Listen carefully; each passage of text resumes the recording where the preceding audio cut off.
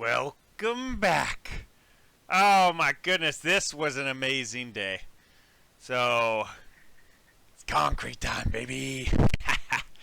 Let me tell you something about concrete. There's a couple rules you need to know right from the jump. Number one, the most important one. If you find yourself in a career of concrete, you have made a series of terrible life decisions. And that's the only way to get into concrete. This was an awesome day. Oh, wait. Another thing that you need to know about concrete. There's a couple rules. They're not guarantees, though. A couple things that are going to happen is it's going to get hard, it's going to turn gray, and it's going to crack. And, just so you know, your mistakes are set in stone. That's a funny one. I really enjoy that. This was a dope morning. I got my brother working with me here. It actually went really smooth. We, you're in pretty much a hurry. We did need to be. Who am I kidding? You absolutely need to be because, you're working with concrete. But this actually went really well. We had too much concrete, but not by too much, so not bad. The guy also washed out right into my fire pit, which I thought was, pretty awesome, Usually they make you get a pool and hazards. Boo, boo. No one cares. You know what? Hashtag F Earth. But I meant that in a nice way. That's not gonna harm anything. I'm gonna start the fire anyway. You know what kind of stuff I burn in there? Everything. So listen, a little bit of concrete ain't gonna hurt nothing. But yeah, this was really neat. Unfortunately, I didn't change the battery in the GoPro, so you don't get to see the whole process, but yeah, this was a dope morning. I've worked with my brother for many years up until very recently, and we do well together. Sometimes we're ready to choke each other out, but I think that's, I think that's just kind of how brothers work together. Yeah, but that's all right. Let's try and figure out what the heck I'm doing down over here now. Oh, this is where I was setting up. I'm going to be adding an additional layer to the exterior of the treehouse. I got them all cut up, and I was going to start getting them hung. This is a terrible video, and you don't really need to see this. But I put it in here anyway, just so you can see, There's a lot of things I didn't record, and there's a lot of things I didn't add to the video. But, there's a little sneak peek of some nonsense that I did for, usually I wouldn't record it, though. But, oh, there we go. Let's throw in these front windows while we got a little time. And by the way, look at that concrete. Ooh, it looks good. It looks real good. And, yeah, I was so proud of it. I had to water. Listen to this nonsense.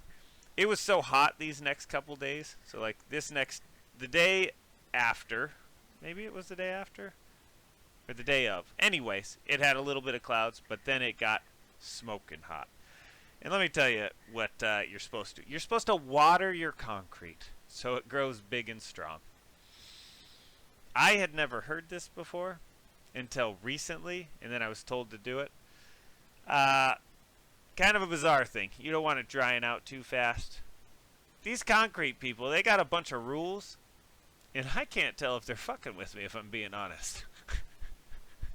But anyways, so I got these windows in. This went really smooth. These ones were super easy because they were, I was able to lift them. So that always helps. And then let's see what else we did on the next couple of days. Oh, I was in burnout mode at this point. I've been going pretty hard for quite a while. This additional waterproofing I'm putting up, it's called TPO. It's actually a roofing membrane, but it's pretty thick.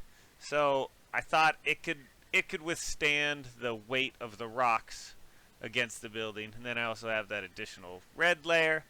It's one of these things that what I understand is that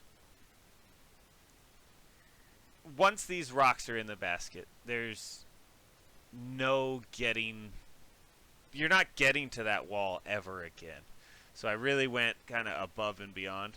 You just saw me lift up the first panel. I just wanted to see where they went, but I remember this day. I was struggling. I was trying to get stuff level. This stuff doesn't bend too well, and the first gabion grabber goes up. So those are 2x4s with 6-inch bolts coming out of them. And I had a plan here, and let me tell you something. The plan worked flawlessly. Oh my goodness. But this was a day I was struggling. I was up that ladder, down that ladder too many times, and I got tired, and eventually I got to a point where I just shut it all down. I should have got a lot more done, but sometimes you can't. You go and go and go. That's actually why I'm doing this video today. It's only 5:39 and I'm in here making a video. That's because I'm pooped. I went all weekend long. I didn't stop, didn't slow down. It's it's a pretty big, it's a good habit to have to go hard, but eventually you hit a wall and you got to take a little break, but it's no problem.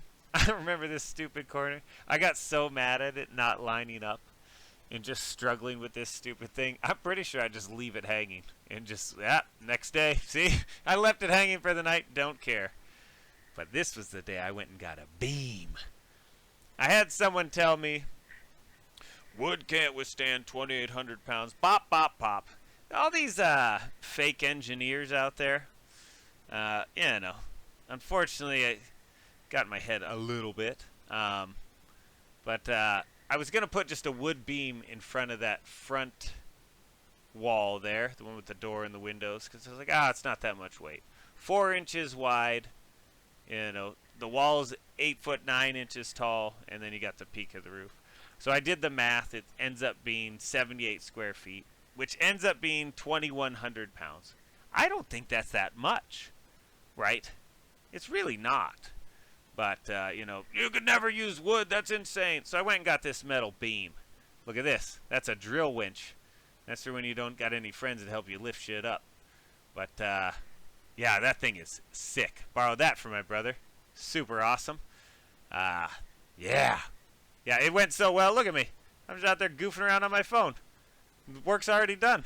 I'm pretending, texting people, hey, I'm better than you. Or, that's probably not what I texted. But, I was really impressed with that drill winch, and I completely forgot I was recording, or probably texting about something stupid. Probably got a sweet meme up on the inbox. But yeah, that thing, everybody get a drill winch. Yeah, I don't even know, you probably don't need to use it, but that's okay. It went super sweet. It was really nice. The car trailer came in handy once again. And, I had to make a little adjustment. No problem. Pick it right up, set it right down. Yeah, so that'll hold the 2,800 pounds, and it'll weld both the outer I-beams together, which I'm pretty sure that's what I do next in this video. In fact, I know it is. Yeah, this was a very cool day. This was a cool weekend as well. I got this stuff all welded up, which, by the way, thanks again to my welder buddies at work. Oh my goodness. Always give me tons of help.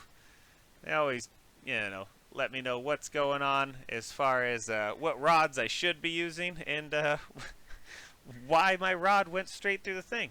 That's because I used the wrong kind of rod one time. Don't worry about that. That's a different story. Not this project. So, not a problem at all. So I cut out these giant galvanized chunks of metal. Don't worry. I know you're not supposed to weld galvanized. You're supposed to grind it all off. And I did grind most of it off.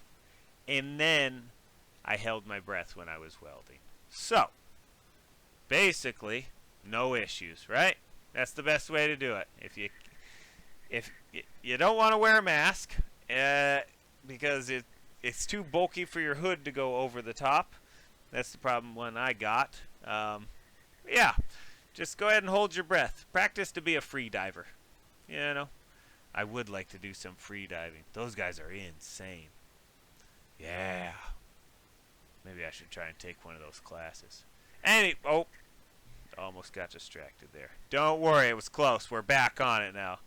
Anyways, got this all taken care of, all welded up. Couple of gussets in there. And yeah, you guys have a beautiful weekend. I love you. Goodbye.